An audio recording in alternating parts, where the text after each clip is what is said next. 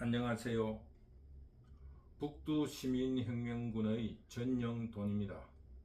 지금 국회에서 벌어지고 있는 사상검증, 이 문제를 우리 국민들이 그냥 방치할 것입니까?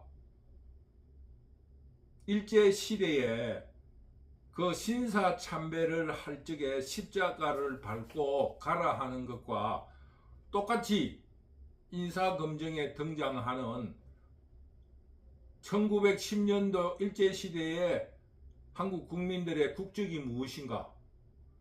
사도광산 강제노동에 대해서 어떻게 생각하는가라는 사상검증을 통해서 장관을, 국무위원을 임명해야 한다는 이런 정근대적인 발상에 대해서 북두시민혁명군은 규탄을 합니다. 먼저 공산좌파들이 주장하는 그 식민지 근대화론에 대해서 말씀드리고 싶습니다. 지금 공산좌파는 사상 검증을 하기 위해 여러 가지 방법을 내는 것 중에 하나가 뉴라이터, 이런 낙인, 그리고 식민지 근대화론이라는 것에 대해서 어떻게 생각하느냐를 따지고 묻습니다. 식민지 근대화론이라는 것은 각 민족이나 각 나라가 근대화를 시켜나가는데 그 근대화를 어떻게 시작하게 됐느냐를 학술적인 논쟁을 벌이는 것 중에 하나입니다. 그거는 학문의 자유처럼 그 사상의 자유, 학문의 자유를 보장해야 하는 그런 한 분야에 속합니다. 간단하게 말하면 유럽은 왕권 시대에 항해술이 발달하고 지구는 둥글다는 것을 증명하게 되었고 나침판이 발견되면서 그 신대륙을 발견하게 되고 그러면서 그 배를 탔던 거기서 검은 보화를 실어오고 그걸로 산업화가 돼가면서 보통 사람들이 시민이 되었습니다. 그래서 왕의 특혜로서의 항해가 아니라 자연법에 따른 법치를 해야 된다는 시민의식이 생겨난 것입니다. 그 시민의식을 통해서 시민혁명을 일으키면서 근대화를 맞이하게 된 것입니다. 그러면은 동양에서 일본은 어떻게 근대화를 성공시켰습니까? 여러분들이 잘 알다시피 흑선, 미국이 흑선을 타고 와가지고 통상을 요구를 했는데 요구를 받아들이지 않자 흑선이 사무라이들과 전투를 벌여가지고 강제로 통상을 맺은 거예요. 그러면서 일본에서 자기들이 힘이 세계에서 몇 번째 가는 줄 알았는데 미국에 참패당하자 이 지금 막부들이 얼마나 지금 국민들을 속이고 이 나라를 엉망으로 만들었느냐를 자각하게 되게 되어서 그 미국의 통상의 요구를 받아들이기 위해서 미국에 시차를 가게 된 거 아닙니까? 시차를 가면서 기차를 보고 산업 디트로이트에서 철강 산업을 보고 의회 제도를 보고 와서 그들이 한 게 근대화 작업으로서 메이지 유신을 세계적으로 큰 성공을 거두어서 세계 선진국이 된 거 아닙니까? 스스로 일어났다 이렇게 할 수 없지만은 미국의 통상을 받아들여서 적극적인 근대화를 추진한 것입니다. 그런데 한국은 근대화를 어떻게 이루었느냐? 갑신정변을 통해서 일본을 등에 업고 한국을 근대화시키려고 했는데 그 갑신정변 갑오개혁이 실패하고 말았지 않습니까? 그래서 결국은 러시아 공간으로 고종이 도망을 가고 민비가 청나라에 구원 요청을 해서 동학에 진압을 하려다가 일본과 청일전쟁을 우리나라에서 벌이고 이 나라를 완전히 멸망으로 몰고 가서 결국 어떻게 됐습니까? 일본의 식민지가 된 거 아닙니까? 그런데 일본이 식민지를 조약으로 우리는 강제로 했다 그러는데 국제법상으로 그걸 인정하지 않습니다. 학문적으로 논문을 들여다보면. 그래서 일본과의 정당한 조약으로 그 일본의 나라를 헌납한 거 아닙니까? 일본의 나라를 헌납한 이후 식민지가 되고, 일본의 입장에서는 조약으로, 그때 뭡니까? 미국이 알래스카도 사고 이래 서로 영토도 거래하고 이런 근대화가 완전히 성공되지 않았던 시기였으니까 당연히 일본도 조약으로 의해서 조약으로 한국을 합병했다 하는 이런 입장에서 한국 국민은 2등 국민으로서의 국적을 주면서 그 식민지로 다스린 거 아닙니까? 그래가지고 거기에 교육을 시키고 2등 국민을 교육을 시켜가지고 부려야 되니까 교육을 시키고 기차를 놓고 제철소를 만들어주고 고무신도 만들게 하고 또 그 공장에 취직도 시켜주고 그러다 보니까 신분을 철폐시키고 이름 없는 사람에게 이름도 지어라 하고 하도 무식하니까 이름을 지을 때 비하하는 동물 이름을 넣지 말고 특히 동물의 배설물을 이름 속에 넣으면 이름으로 등록도 시켜주지 않는다. 개똥이 말똥이 그리고 여자들의 이름에는 달월 이름을 넣지 말고 인간성의 고귀함을 나타내게끔 하라 하는 법령을 만들어서 총독부령을 만들어서 국민들에게 계몽시킨 거예요. 그래서 한국뿐만 아니라 2차 대전 당시 식민지였던 나라에게 그것이 어떻게 이 나라를 근대화를 막게 되었는가에 대체적으로 식민지를 통해서 근대화가 시작되었다는 게 통설로 국제적으로 인정받는 학설입니다. 우리나라가 그러면은 가정으로 우리나라가 스스로 자각해서 잘할 수 있었다. 이거는 그 가정이에요. 가정. 그거는 죽었을 때 내가 이렇게 해서만 잘했을 때 이거 아무리 주장해봐야 아무 의미가 없습니다. 가정은 가정일 뿐이에요. 어쨌거나 간에 강제로 됐던 불평등이 되었던 한국은 일본의 식민지를 통해서 근대화가 되었다는 겁니다. 그런데 한국의 공산자파는 이거를 어떻게 왜곡을 하느냐? 한국이 이렇게 발전된 것은 일본의 식민지를 통해서 일본이 우리나라를 키워서 이렇게 잘 됐다는 친일분자들이 주장하는 것이라고 왜곡을 해가지고 이것을 자기들의 왜곡을 받아들이느냐 안 받아들이느냐를 가지고 친일파니 친일파가 아니니 하는 이런 사상 검증을 하는 겁니다.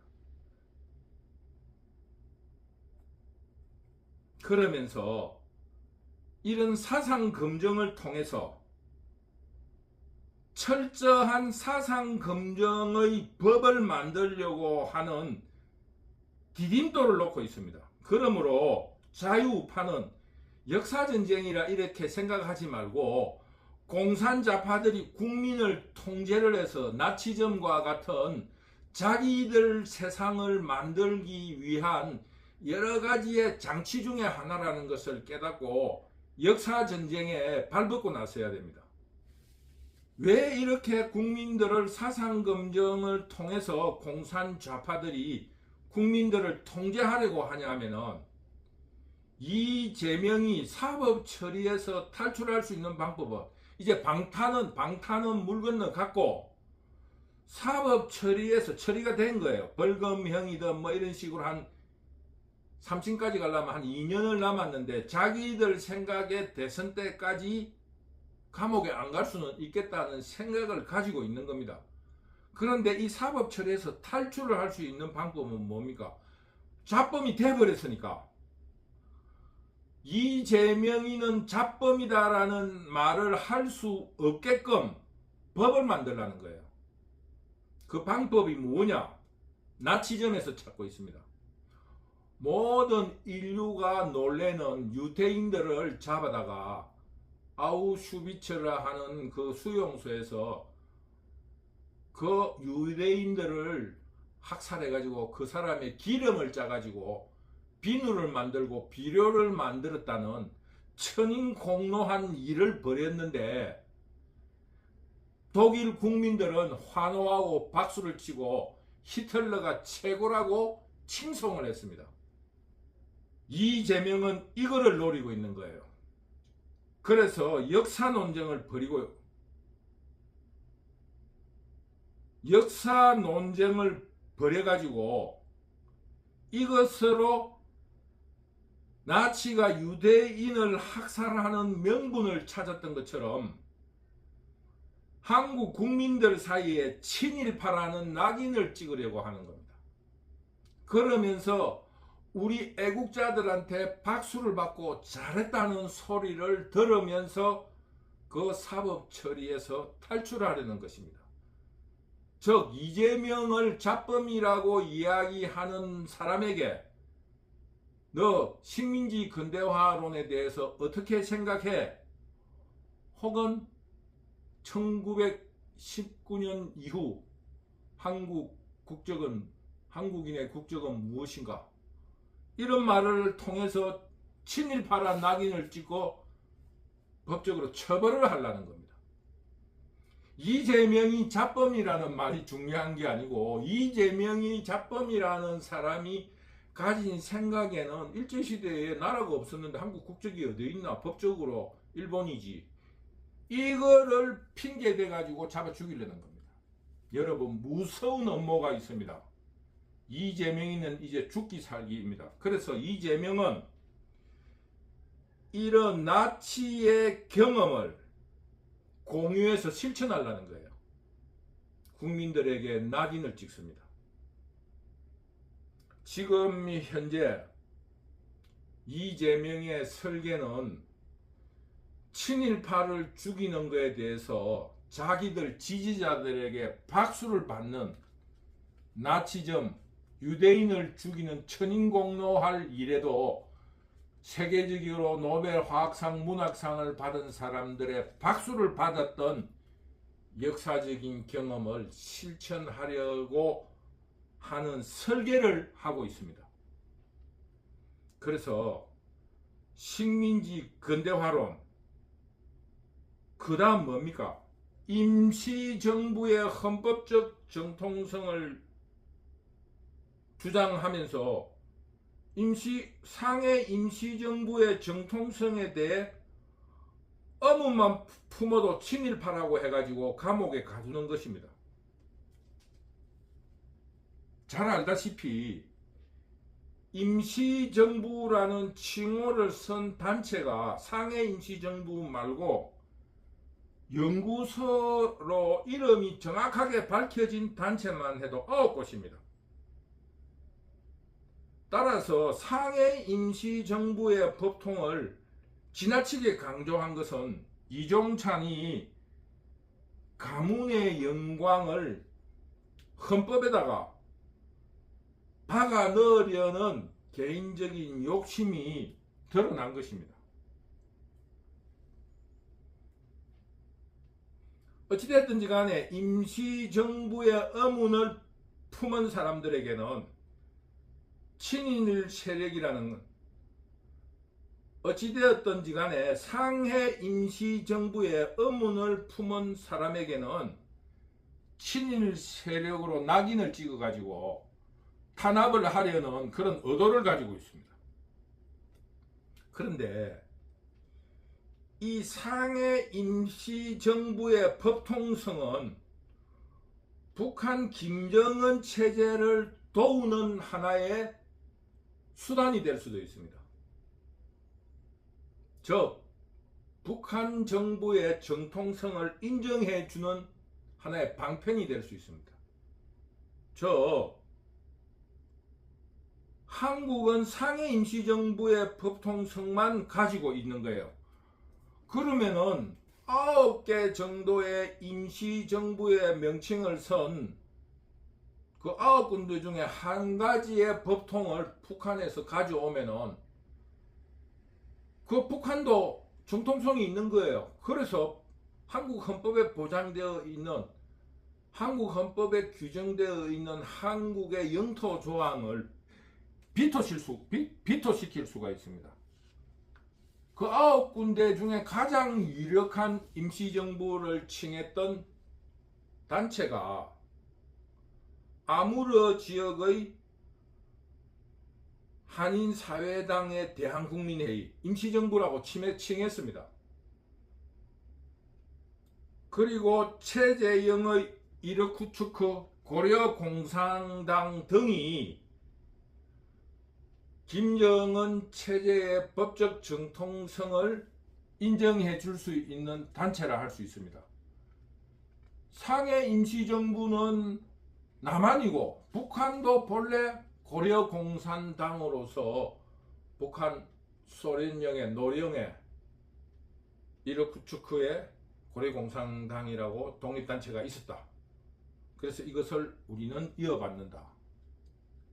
이러면은 북한에 대해서 그 법적 정통성이 임시정부, 이건 임시정부만 법통성이 있다면서 그런 북한의 정통성에 대해서도 인정할 수 있는 근거를 주게 됩니다. 그런 의미에서 북두시민혁명군은 지금 상해 임시정부의 법통성이라는 이것은 한국의 남쪽만으로 국한시킬 수 있는 굉장히 위험한 발상이다.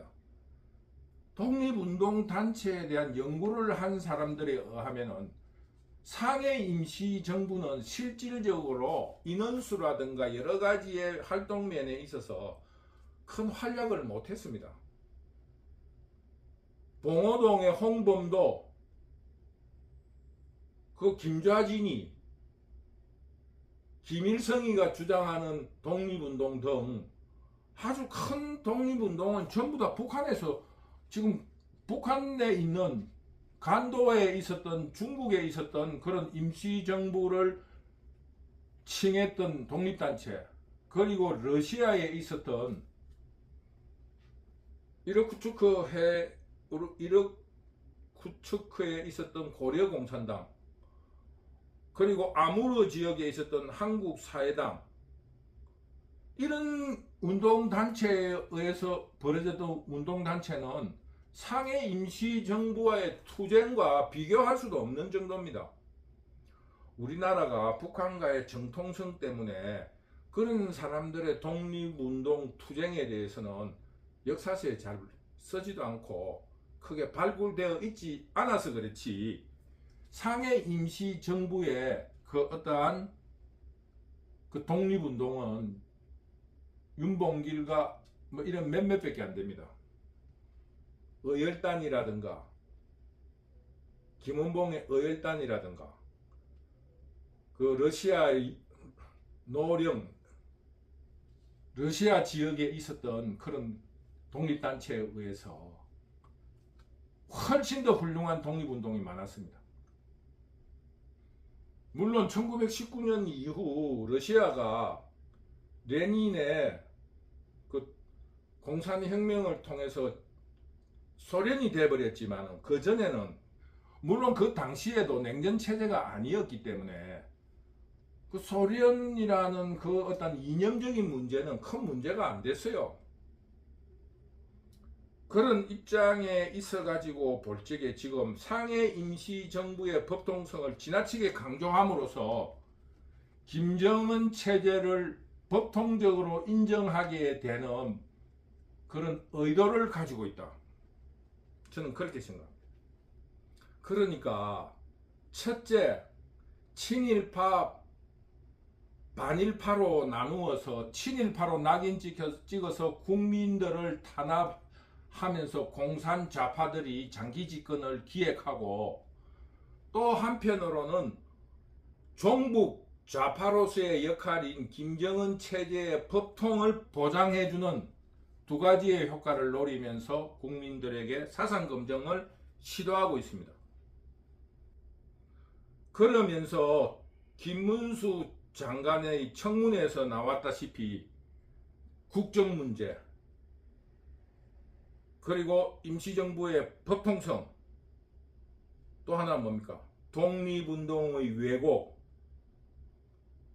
현대사에 있었던 5.18의 문제라든가 12.12의 문제라든가 박정희 5.16에 대한 문제 등의 다양한 방법의 사상 검증의 강도를 점점 높여가면서 이것을 법제화하려고 할 겁니다.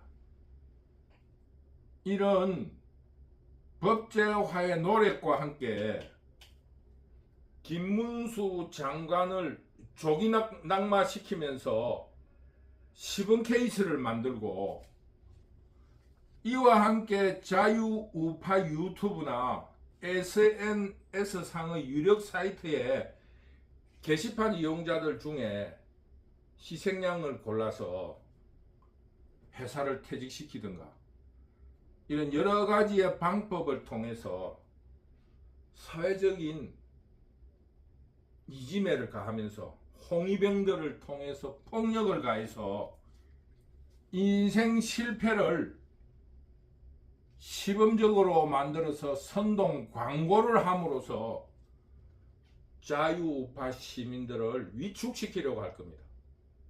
광주 5.18의 지만은 씨가 징역 2년인가 3년의 선고를 받고 사상과 학문의 자유를 통제당하였고, 또 위안부 문제나 국정 문제 등을 인사청문회 단골 메뉴로 등록을 시켜놨습니다.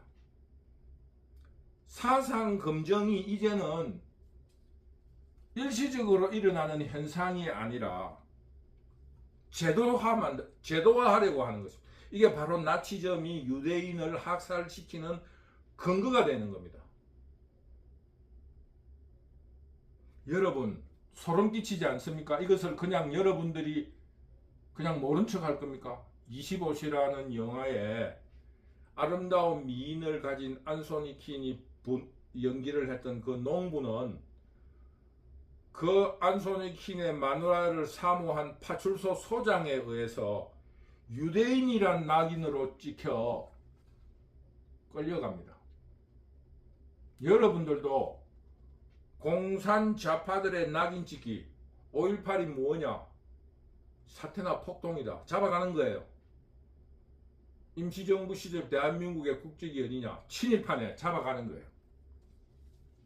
이런 일을 지금 공산 좌파들이 설계하고 있다는 것에 대해서 여러분 소름 끼치지 않습니까? 위기감이 없어요? 국회 인사청문회에 나오는 누구에게나 묻는 게 그겁니다. 1920년대 일제시대 때 한국민의 국적이 뭐냐? 방송통신위원장 이진숙에게도 물었고, 김용현 국방부 장관 후보에게도 묻고, 왜 그걸 묻습니까? 그런데 왜 그 사람들은 왜 나를 사상 검증하려고 하느냐? 나의 사상은 자유다. 거기에 대해서 말할 수 없다라고 이야기하는 사람이 한 사람도 없습니다. 이 우리나라가 이렇게 저질화된 거예요. 그 국무위원이라는 양식이 있는 사람들이 공산 좌파가 그렇게 물으면은 난 답할 수 없다 해야 됩니다. 굉장한 위험한 순간들이 다가오고 있습니다. 왜? 그런 낙인 찍기로서 개인적인 희생도 감수해야 되겠지만은 그 고비를 넘은 뒤에는 독일이 어떻게 됐습니까? 전체주의로서 나라가 망했잖아요. 한국도 공산좌파들의 이런 난동이 끝난 뒤에는 대한민국이 망하게 된다는 겁니다. 왜 망하느냐? 전체주의가 망하지 않는 것은 역사상에 없습니다. 예외가 없습니다. 그런데도 자유우파 정당인 국민의힘 당에서는 아무 말도 하지 않고 있어요. 왜 국정 문제가 중요하나? 그 사상의 자유다. 말 못한다. 왜 그런 거를 묻느냐? 다그치는 국회의원 한 사람도 없습니다. 공산좌파들은 이런 나치즘의 성공을 모방하여 일제시대의 국적이라든가 강제노동에 대한 이런 문제뿐만 아니라 5.18의 문제, 독도 문제, 현대사에 있었던 굵직굵직한 어떠한 사건, 5.16이 쿠데타냐, 광주는 사태냐 민주화냐, 12.12는 뭐냐, 뭐 이런 식의 사상 검증을 하면서 조그만 마음에 안 들면은 그 말을 토시로 잡아서 친일이란 낙인을 찍고 돌림방을 놓고 개딸이라는 홍위병을 통해서 폭력을 실시함으로써 이재명이가 범죄자라고 하는 사람들을 낙인을 찍어서 친일파라는 낙인을 찍어서 탄압하고 이재명의 사법 처리를 탈출하려고 하는 것입니다. 그러면서 상해 임시정부의 법통을 강조하면서 북한 김정은 체제를 응원하는 이중적 목표를 가지고 있습니다. 그러면서 이재명은 북한 체제의 안정을 도운다는 명분으로 북한을 통한 국제적인 협력을 통해서 사법 처리에 대한 부당성을 호소하는 국제적인 협조를 끌어내려고 하는 정치적인 술수라고 북두시민혁명군은 확대 해석하는 것입니다. 그런 의미로 김문수의 역사전쟁의 자유우파는 똘똘 뭉쳐서 김문수를 응원하고 김문수 장관도 물러서지 말고 피 터지게 싸워야 합니다. 이것은 김문수 장관의 낙마가 아니라 김문수 장관의 낙마를 성공시키면서 공산자파들은 의회 독재를 통해서 사상 검증을 더욱 강화시킬 것입니다. 법을 만들었는데 그 법에 대해서 윤석열 대통령이 거부권을 행사하면은 친일 세력을 옹호한다라는 이런 어거지를 갖다 붙여가지고 그 명분을 축적해 나갈 것입니다. 정말 무서운 음모를 꾸미고 있는 공산자파의 선동에 우리 자유우파는 정말 무기력하게 보고만 있을 겁니까? 그러면서 정치를 도덕정치로 이해하거나 정책이라는 소극적인 태도를 가지고 있는 한동훈에 대한 실망이 점점 커지고 있습니다. 하루빨리 정치에 대한 이해도를 높여가지고 세국과 공산에 빠져들면서 이재명을 방탄하는 이런 현실에 대해서 한동훈은 자유한국을 지켜내야 한다는 그 분발심을 더욱 내야 합니다. 지금 이런 정치적인 태도에 대해서는 한동훈에 대해서 북두시민혁명군은 심히 우려를 표합니다. 한동훈이 국민들에게 준 메시지는 도덕적이고 외모가 반듯하다는 것 말고 한동훈이 대통령이 되었을 때 무엇을 어떻게 할 것이라는 것에 대해서 그 어떤 메시지가 아직 없습니다. 간단하게 말해서 일제시대에 대해서 한동훈은 어떻게 생각하는가에 대해서도 뚜렷한 메시지를 국민에게 던져주지 못하고 있습니다. 지금 벌어지고 있는 사상 논쟁은 국민의힘 당의 법통을 이어준 그동안의 자유우파 정당의 무기력이 만들어 놓은 원죄라는 것도 우리 자유우파는 부정할 수 없습니다. 늦었지만 지금이라도 공산자파에 휘둘리는 이런 무기력한 정치를 하지 말고 역사전쟁과 이념투쟁에 발벗고 나서 주시기를 국민의힘 당 소속 국회의원들에게 간절히 부탁합니다. 오늘 북두시민혁명군은 우리 자유시민들이 발벗고 잠을 잘 수 있는 그런 상황이 아니다. 지금 이재명은 죽든지 살든지 나치 시대로 만들어서 친일이란 낙인을 찍혀서 이재명을 반대하는 세력들을 강제수용소에 잡아여서 빈으로 만들 그를 각오를 하는 그 무시무시한 사람입니다. 그 사람이 정치를 할 수 있는 자격도 되지 않을 뿐만 아니라 이런 마지막 기회를 놓치지 않으려고 최후의 수단을 강구하고 있습니다. 여러분이 검수완박을 통해 만들어진 경찰, 정치 경찰을 동원해서 친일이란 낙인으로 구속을 시키고 강제 수용소로 잡아여가지고 기름을 짤 수 있다는 그런 일에도 이재명을 지지하는 호위병들이 박수를 치고 환호하는 나치 시대를 맞이할 수 있다는 그런 끔찍한 미래에 대해서 조금도 걱정하지 않는 것에 대해서 북두시민혁명군은 정말로 배가 불러도 너무 불렀구나 하는 생각을 버릴 수가 없습니다. 북두시민혁명군은 그러나 이 우리 국민들이 반드시 이재명을 법적 처벌하고 이 고난을 이겨낼 수 있을 것이라고 확신하고 있습니다. 자유시민 여러분, 지금 그 먹방에 손을 빼지 말고 우리 모두 자기 자신의 내일이 이런 식으로 흘러가면은 어떻게 될 것인가?